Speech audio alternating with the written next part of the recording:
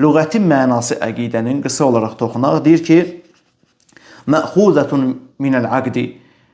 Əqidə kəlməsi aqd kəlməsindən götürülüb. Aqd kəlməsinin mənası nədir? Deyir ki, şeyx, və huvə rabtuş şey. Aqd kəlməsi də bir şeyi bağlamağa deyilir. Diqqətlə qulaq asın. Bir şeyi bağlamağa deyilir. Və sonra şeyx bunun daha aydın olması üçün bir cümlə işlədir ərəb dilində. Bu kəlməni orada işlədir. Və deyir ki, وَاَعْتَقَدْتُ كَذَا. Aqd kəlməsini bu cümlədə işlədir şeyx. Nə deməkdir bunun mənası? Sonra mənasına toxunur. Deyir ki, اَقَدْتُ عَلَيْهِ الْقَلْبَ وَالدَّمِيرِ. Yəni bu kəlməni sən deyəndə ki, mən bu şeyə etiqad etdim, mən bu cür etiqad etdim. Yəni bunun mənası odur ki, mən qəlbimi o şeyə bağladım.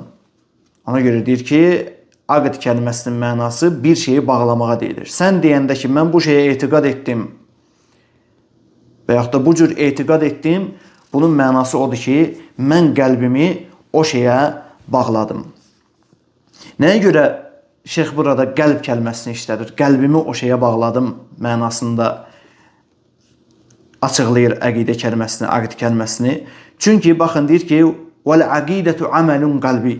Çünki əqidə qəlblə bağlı olan bir məsələdir. Sən bir şeyə etiqad eləyəndə, o sənin əqidəvə çevriləndə, o sənin əqidəndən sayılırsa, artıq o deməkdir ki, sən qəlbinlə o şeyə bağlanmısan.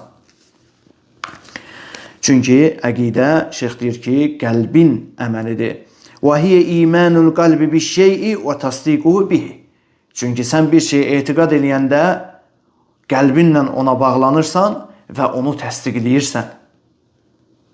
Və irəlidə təfsilat gələcək bu məsələlərə.